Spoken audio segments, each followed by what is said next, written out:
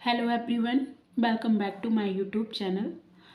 तो आप सभी को मालूम होगा कि MPPSC ने मध्य प्रदेश लोक सेवा आयोग ने जो स्टेट सर्विस की जो परीक्षा होती है उसका नोटिफिकेशन दे दिया है। 2024 की जो एग्ज़ाम होने वाला है प्री, उसका नोटिफिकेशन आ चुका है और परीक्षा कब है 28 अप्रैल 2024 को। तो अब हमारे पास ज़्यादा समय नहीं है तैयारी करने के लिए और मैं इस बार आपका जो तैयारी है उसमें हेल्प कराऊंगी और सारी यूनिट वाइज ही आपको सारे नोट्स प्रोवाइड कराऊंगी। तो आज जो हम यूनिट लेकर चल रहे हैं वो है यूनिट 10। और यूनिट 10 क्यों लेकर चल रहे हैं, क्योंकि ये जो यूनिट 10 है वो काफ़ी लेंदी यूनिट है। तो इस हिसाब से हम इस यूनिट को पहले ही कवर करके चलेंगे। और यूनिट 10 है आयोग या कमीशंस। तो कमीशन जो है, हम मेनली जो कमीशन है हमें दो टाइप से पढ़ना है। पहला तो संवैधानिक आयोग या फिर संवैधानिक निकाय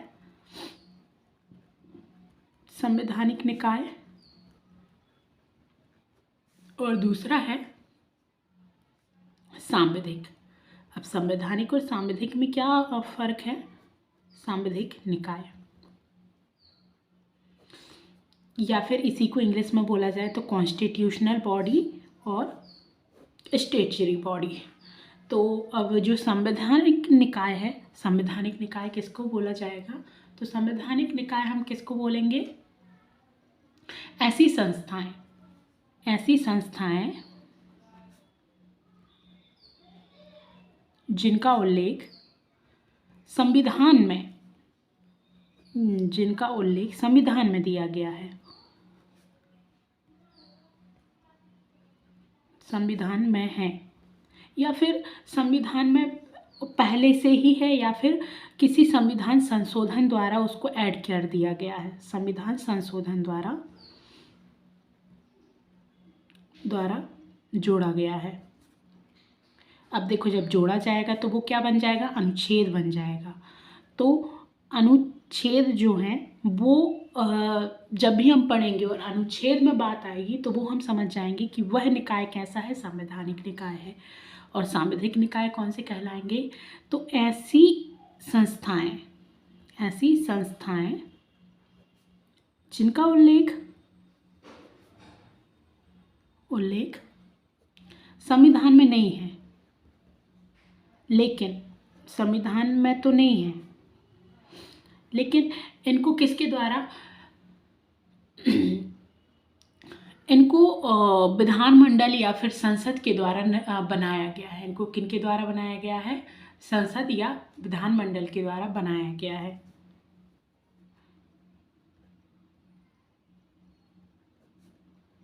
विधानमंडल द्वारा बनाया गया।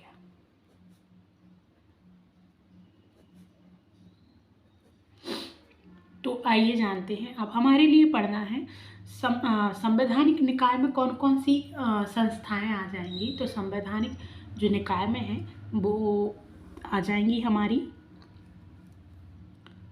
भारत चुनाव आयोग या फिर भारतीय चुनाव आयोग।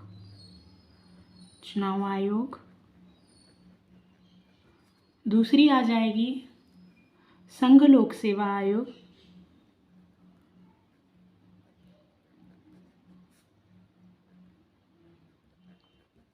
अगली आ जाएगी नियंत्रक एवं महालेखा परीक्षक,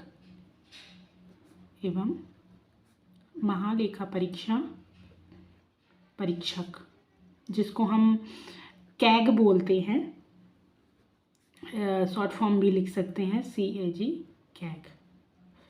इसके बाद राष्ट्रीय अनुसूचित जनजाति आयोग और जाति आयोग, SC और ST आयोग, दोनों ही हमारे किस में आ जाएंगे? संवैधानिक निकाय में आते हैं। और इसके बाद जो राष्ट्रीय पिछड़ा वर्ग आयोग,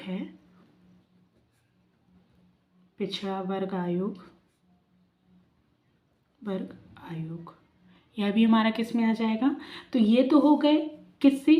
नेशनल लेवल के, ये तो हो गए हमारे राष्ट्रीय स्तर के। लेकिन जो राजकीय स्तर की, जो कि जैसे भारतीय चुनाव आयोग है, तो यहाँ पर क्या आ जाएगा? हमारा राजकीय चुनाव आयोग। और हमारे जो सिलेबस में है वो है मध्य प्रदेश राज्य चुनाव आयोग और मध्य प्रदेश लोक सेवा आयोग। मध्य प्रदेश लोक सेवा आयोग। इसके बाद चलते हैं हम सांविधिक संस्थाओं पर। तो सांविधिक संस्थाओं में कौन कौन सी आ जाएंगे हमारे, तो सांविधिक संस्थाओं में आ जाएंगी हमारी जो सबसे पहले राष्ट्रीय मानवाधिकार आयोग। राष्ट्रीय मानवाधिकार आयोग। इसके बाद राष्ट्रीय महिला आयोग। राष्ट्रीय महिला आयोग।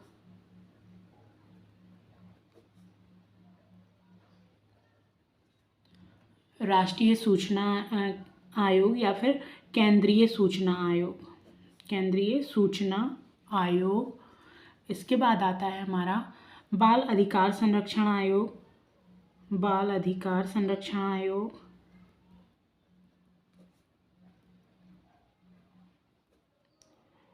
इसके बाद आता है केंद्रीय सतर्कता आयोग। केंद्रीय सतर्कता आयोग। और इसी प्रकार राज्य स्तर की भी आ जाएंगी, राजकीय मानवाधिकार आयोग, राजकीय महिला आयोग, राजकीय सूचना आयोग, मध्य प्रदेश मध्य प्रदेश बाल संरक्षण अधिकार आयोग और मध्य प्रदेश राज्य खाद्य आयोग। तो इन सब आयोगों को हम एक एक करके विस्तार से समझेंगे। इसके बाद एक और होता है जो कि जिसको बोला जाता है क्या, कार्यकारी संस्थाएं। अब कार्यकारी संस्थाओं में हमारी सिर्फ एक ही आएगी जो कि है नीति आयोग। वो किस में आ जाएगी, इसी में लिख देते हैं हम, कार्यकारी। तो कार्यकारी संस्थाओं में क्या आ जाएगी, नीति आयोग। तो चलिए आज हम पढ़ते हैं हमारा पहला आयोग जो कि है भारतीय निर्वाचन आयोग। सबसे पहले हम पढ़ने वाले हैं भारतीय निर्वाचन आयोग के बारे में। तो आइए जानते हैं भारतीय निर्वाचन आयोग आखिर होता क्या है। तो भारत में क्या, भारत हमारा 2 पार्ट्स में डिवाइड है, जिसमें क्या है, संघ शासित प्रदेश हैं। संघ शासित प्रदेश जिनको बोला जाता है यूनियन टेरिटरीज, यूटी, और राज्य को क्या बोलेंगे, स्टेट। तो इन दोनों में जो चुनाव होते हैं, तो चुनाव कराने की जो जिम्मेदारी होती है वो किसकी होती है, भारतीय निर्वाचन आयोग की होती है। तो अब ये कैसी बॉडी है, तो अगर पूछा जाए भारतीय निर्वाचन आयोग कैसी बॉडी है, तो ये है संवैधानिक। कौन सी है, संवैधानिक निकाय है। अब संवैधानिक निकाय है या फिर कॉन्स्टिट्यूशनल बॉडी है, कॉन्स्टिट्यूशनल बॉडी है। तो अब जब संवैधानिक निकाय है तो किसी न किसी संविधान के किस भाग में और किस अनुच्छेद में होगी, तो अगर बोला जाए भाग की बात आती है तो संविधान के भाग 15 और अनुच्छेद कौन सा है, 324 से 329 तक। तो कहाँ तक है, 324 से लेकर 329 तक किसका उल्लेख किया गया है, भारतीय निर्वाचन आयोग का उल्लेख किया गया है। अब पूछा जाए ये संवैधानिक तो है लेकिन कैसी है, स्वतंत्र है, स्वतंत्र और निष्पक्ष चुनाव कराती है। ठीक है, अब आते हैं इसकी स्थापना कब हुई। तो इसकी जो स्थापना है किसकी, भारतीय निर्वाचन आयोग या फिर इलेक्शन कमीशन ऑफ इंडिया, इसकी जो स्थापना है वो कब हुई, तो 25 जनवरी 1950 को, 25 जनवरी 1950 को इसकी स्थापना हुई। और यह कैसा है, एक स्थायी संवैधानिक निकाय है। अब जानते हैं इसकी संरचना के बारे में।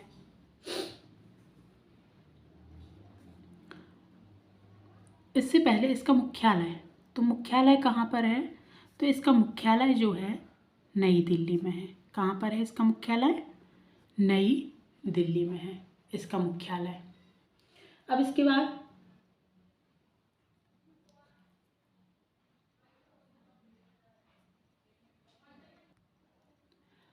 निर्वाचन आयोग के कार्य कौन कौन से हैं? तो सबसे पहला तो इसका कार्य है क्या? राष्ट्रपति, उपराष्ट्रपति, संसद एवं विधानमंडल के चुनाव कराना। तो राष्ट्रपति कौन कौन के चुनाव कराना? राष्ट्रपति, उपराष्ट्रपति, संसद एवं विधानमंडल के चुनाव कराना। चुनाव अगर पूछा जाए उपराष्ट्रपति का चुनाव किस संस्था के द्वारा या फिर किस निकाय के द्वारा किया जाता है, तो वह भी कौन कराएगा? भारतीय निर्वाचन आयोग। राष्ट्रपति का चुनाव भी कौन कराएगा? भारतीय निर्वाचन आयोग। और विधानमंडल के जितने भी चुनाव होते हैं वह भी कौन कराता है? भारतीय चुनाव आयोग। अब और इसके बाद चुनाव कराने के अलावा अब जब चुनाव करा रहा है तो वोटर जो मतदाता सूची है, वोटर लिस्ट जिसको बोला जाता है मतदाता सूची भी तैयार कौन करता है? निर्वाचन आयोग ही तैयार करेगा। ओके। इसके बाद अब जब आपने देखा होगा जब ये चुनाव होते हैं तो क्या लगती है? आचार संहिता। तो आचार संहिता, जो आचार संहिता होता है को तैयार कौन कराता है? मतलब आचार संहिता में जो जो नियम हैं उनको रेगुलेट किसके द्वारा किया जाता है? तो वो भी भारतीय निर्वाचन आयोग के द्वारा किया जाता है। इसके बाद जो मतदाता होंगे तो मतदाताओं को राजनीतिक प्रशिक्षण प्रदान करने का काम कौन करता है? वह भी भारतीय निर्वाचन आयोग का ही कार्य है। और अगर बाय चांस निर्वाचन के टाइम पर निर्वाचन व्यवस्था से जो संबंधित कोई भी विवाद होता है उसकी जानकारी के लिए जो अधिकारी को नियुक्त किया जाता है वह भी कौन करेगा? भारतीय निर्वाचन आयोग करेगा। तो लिख लेते हैं हम निर्वाचन व्यवस्था से संबंधित विवाद की जांच के लिए अधिकारी को नियुक्त करना।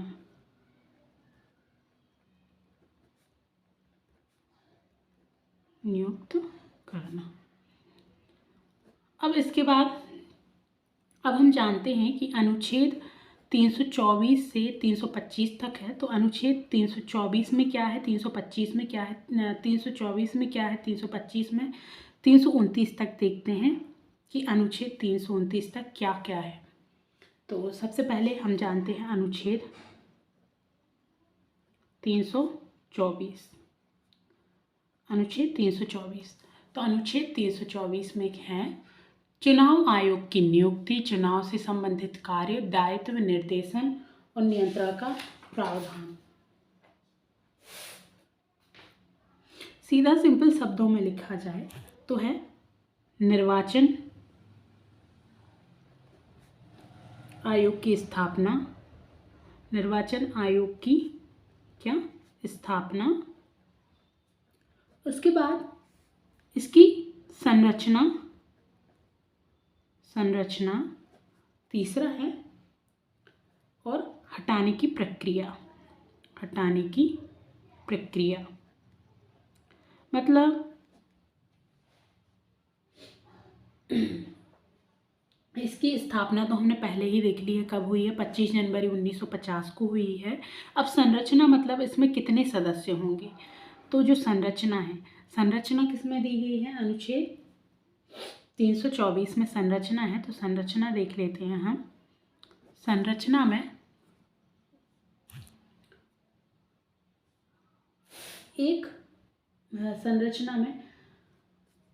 एक मुख्य निर्वाचन अधिकारी रहेगा। क्या रहेगा? मुख्य निर्वाचन अधिकारी, एक मुख्य निर्वाचन अधिकारी और दो अन्य सदस्य, अन्य निर्वाचन अधिकारी। अगर आपसे क्वेश्चन आता है कि जो भारतीय निर्वाचन आयोग का जो संरचना है उसमें कितने सदस्य होते हैं, तो टोटल कितने होते हैं? टोटल हैं 3। टोटल कितने हैं? 3। टोटल 3 सदस्य होते हैं, जिसमें से एक होता है हमारा मुख्य निर्वाचन अधिकारी और 2 अन्य निर्वाचन अधिकारी। अब इससे पहला क्वेश्चन बनेगा कि भारत जब पहली बार चुनाव हुए थे तो उस टाइम पे निर्वाचन अधिकारी कौन था? तो प्रथम जो निर्वाचन अधिकारी था, कौन? प्रथम निर्वाचन अधिकारी। प्रथम निर्वाचन अधिकारी जो था वह था सुकुमार सेन।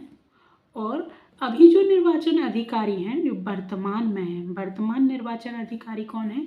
राजीव कुमार। अभी मैं ये जो वीडियो बना रही हूँ 2024 में, उसके हिसाब से बता रही हूँ कि राजीव कुमार वर्तमान में मुख्य निर्वाचन अधिकारी हैं। कौन है? मुख्य निर्वाचन अधिकारी।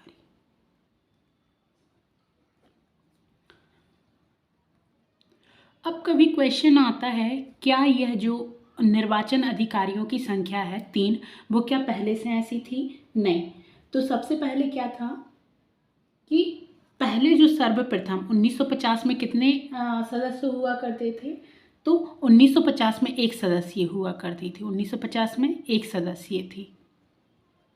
इसके बाद 1989 में कितनी? इसमें 3 सदस्य कर दी गई है। 3 सदस्य हुआ करते थे और 3 सदस्य के बाद फिर 1990 में इसको पुनः से कितना? 1 सदस्य बना दिया गया।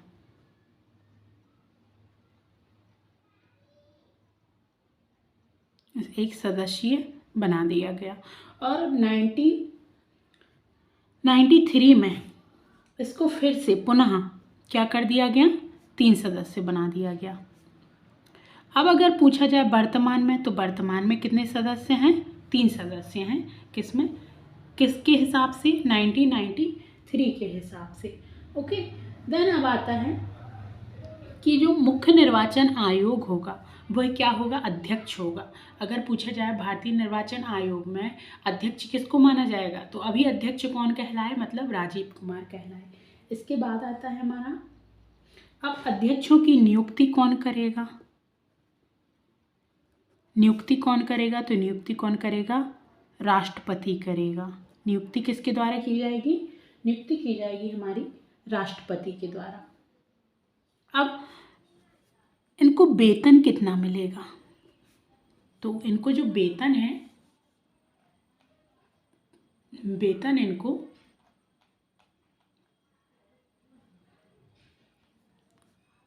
जो न्यायाधीश होगा, न्यायाधीश कहाँ का? सुप्रीम कोर्ट का। सुप्रीम कोर्ट का जो न्यायाधीश होगा उसके बराबर मिलेगा। अब देखिए, याद रखिएगा, मैंने न्यायाधीश लिखा है, ना कि मुख्य न्यायाधीश। तो जो सुप्रीम कोर्ट के जो अन्य न्यायाधीश होते हैं उनके बराबर इनको क्या मिलेगा? वेतन मिलेगा। और अभी जो है 2.5 लाख, तकरीबन 2.5 लाख के करीब इनका वेतन है, बराबर होगा। इसके बाद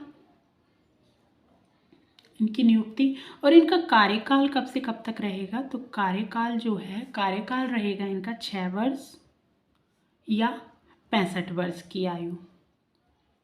अब 6 वर्ष या 65 वर्ष की आयु मतलब कि या फिर तो 6 वर्ष तक वो रहेंगे, या फिर अगर मान के चलो कि कोई व्यक्ति है और वह अभी कितने साल का है? 62 साल का है। और 62 साल का जब वो हुआ तब उसने क्या किया? भारतीय निर्वाचन आयोग का वह अध्यक्ष बना। तो अब उसके पास सिर्फ और सिर्फ 3 साल ही रहेंगे। 3 साल तक ही वो क्या रहेगा? मतलब जब तक वो 65 की एज का नहीं हो जाता है तब तक उसका रिटायरमेंट नहीं होगा। ओके। अब इसके बाद आता है हमारा, अब इनको हटाने की प्रक्रिया क्या रहेगी? मुख्य निर्वाचन आयोग की या फिर अन्य निर्वाचन आयोगों को हटाने की प्रक्रिया। तो कैसे हटाया जा सकेगा? हटाने की प्रक्रिया में हम क्या करेंगे कि जिस प्रकार सुप्रीम कोर्ट के न्यायाधीश को हटाया जाता है, अब सुप्रीम कोर्ट के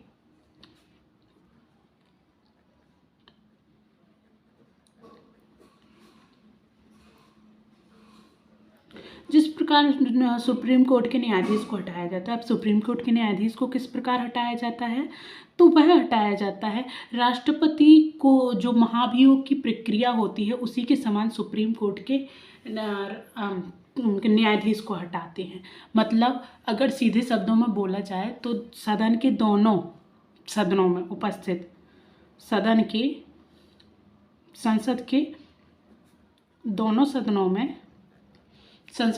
सदनों में उपस्थित सदस्यों की कुल संख्या के 2/3 सदस्यों के विशेष बहुमत द्वारा, ठीक है ना। यही है महाभियोग की प्रक्रिया जो कि राष्ट्रपति के लिए अपनाई जाती है। तो दोनों सदन कौन कौन से हैं? उच्च सदन और निम्न सदन, या फिर जिसको बोला जाता है राज्यसभा और लोकसभा। दोनों सदनों में उपस्थित कितना? 2/7 दो तिहाई सदस्यों के बहुमत द्वारा इनको क्या किया जाता है? हटाया जाता है, बहुमत द्वारा हटाया जाता है। अब हटाया किस उस पर जाएगा? तो साबित कदाचार। हटाने का जो आधार रहेगा वह क्या रहेगा? साबित कदाचार। क्या रहेगा? साबित कदाचार, ठीक है ना। तो ये सारा सब कुछ हम किस में आ जाएगा? आर्टिकल 324 में। आर्टिकल 324 में क्या है? संरचना है, नियुक्ति है और हटाना है, ठीक है ना। अब वेतन इनको कितना मिलेगा? सुप्रीम कोर्ट के न्यायाधीश के अनुसार नियुक्ति किसके द्वारा की जाएगी? राष्ट्रपति के द्वारा की जाएगी। स्थापना कब हुई है? तो स्थापना हुई है इसकी 25 जनवरी 1950 को। कार्यकाल कितना रहेगा? 6 वर्ष या 65 वर्ष। अब इसके बाद आते हैं हमारा आर्टिकल 300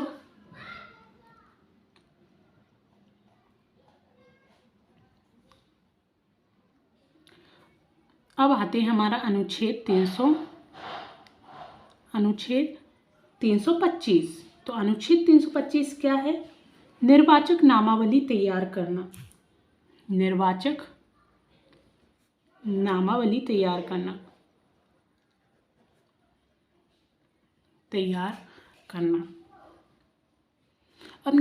नामावली तैयार करने के लिए क्या करना पड़ेगा? या फिर सीधा सीधा इसी को बोल सकते हैं क्या? वयस्क मताधिकार, इसी को बोलेंगे। वयस्क मताधिकार इसमें नहीं आएगा। निर्वाचक नामावली तैयार करना मतलब जो वोटर्स होते हैं उनकी या फिर मतदान संबंधी जो नियम हैं वो किस में दिए गए हैं? अनुच्छेद 325 में। अनुच्छेद 326 क्या कहता है? तो अनुच्छेद 326 कहता है वयस्क मताधिकार। वयस्क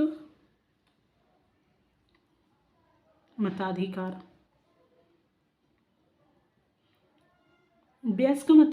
का मतलब क्या है? तो यह कहाँ से लिया गया है? वयस्क मताधिकार 61वां संविधान संशोधन। कहाँ से लिया गया है? 61वां संविधान संशोधन। और इसमें लिखा है क्या? वोट देने का अधिकार। जो वोट देने का अधिकार है और 61वें संविधान संशोधन में क्या किया गया था कि जो वोट देने का अधिकार था उसकी उम्र कितनी कर दी गई थी? 18 वर्ष कर दी गई थी। कितनी कर दी गई थी? 18 वर्ष। इसके बाद आता है, और कभी अगर पूछ ले 61वां संविधान संशोधन किससे रिलेटेड है? वयस्क मताधिकार से है।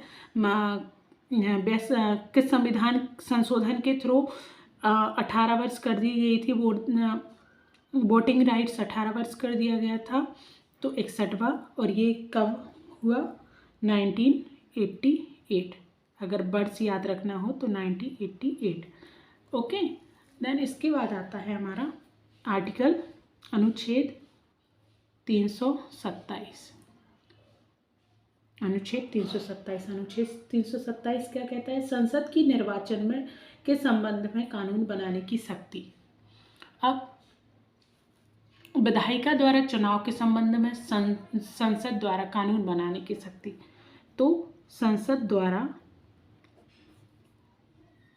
कानून बनाने की शक्ति का उल्लेख किस में किया गया है? अनुच्छेद 327 में। किसके संबंध में? लेकिन निर्वाचन के संबंध में। किसके? निर्वाचन के संबंध में। इसके बाद आते हैं अनुच्छेद 328। अनुच्छेद 328, अनुच्छेद 328 के अनुसार क्या है कि किसी राज्य के विधानमंडल में, किसी राज्य के विधानमंडल को चुनाव के लिए कानून बनाने की शक्ति का प्रावधान, विधानमंडल को चुनाव के लिए कानून बनाने का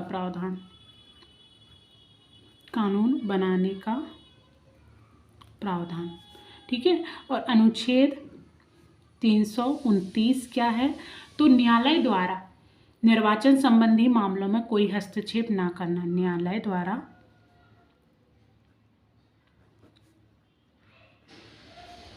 निर्वाचन संबंधी मामलों में कोई हस्तक्षेप ना करना, निर्वाचन संबंधी मामलों में हस्तक्षेप ना करना।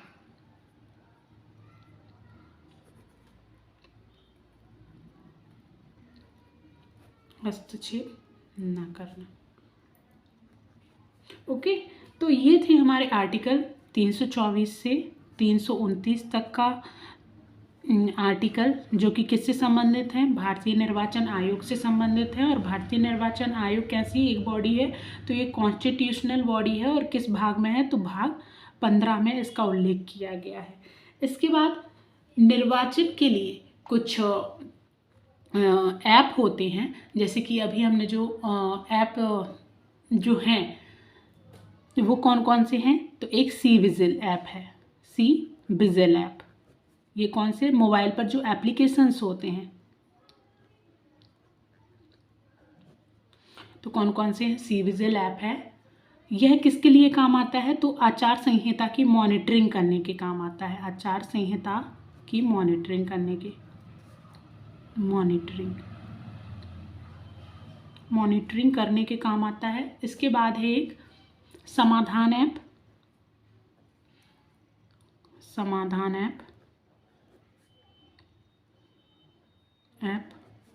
ये किसके काम आता है, तो इसमें ना एक नंबर दिया गया है 1950, जो कि क्या है, टोल फ्री नंबर है, ये टोल फ्री नंबर है। और इस पर क्या कर सकते हैं आप, किसी भी जिस निर्वाचन से संबंधित जिस टाइप की भी आपकी शिकायतें हैं, आप उन शिकायतों को इस नंबर के थ्रू पहुंचा सकते हैं। इसके बाद है सुगम ऐप, एक है सुगम ऐप। अब इसके बाद बता दें कि हम क्या करते हैं, जब भी हम चुनाव में वोट डालने जाते हैं, तो आपने देखा होगा आपके लिए ना एक इंक लगाई जाती है। तो उस इंक में जो स्याही होती है, तो क्या होता है, वो जो स्याही होती है वो किससे बनी होती है, तो वो बनी होती है सिल्वर नाइट्रेट से। सिल्वर नाइट्रेट की जो स्याही होती है वो बनी होती है सिल्वर नाइट्रेट से। और ये क्या करती है कि जब भी वह त्वचा, जो हमारी स्किन है, स्किन पर जब भी सूर्य की किरणें पड़ेंगी, स्किन पर जब भी सूर्य की किरणें पड़ेंगी, तो ये क्या होती जाएगी, और भी डार्क कलर की होती जाएगी। तो आपने देखा होगा कि ये कभी बहुत टाइम बाद ही मिटती है, वो इंक, वो किसकी बनी होती है, सिल्वर नाइट्रेट की बनी होती है। तो आज का जो आज का जो वीडियो था वो हमारा था आयोग के ऊपर। अगर आपको अच्छा लगा हो हमारा वीडियो, तो आप प्लीज़ लाइक करें, चैनल को सब्सक्राइब करें एंड शेयर करें।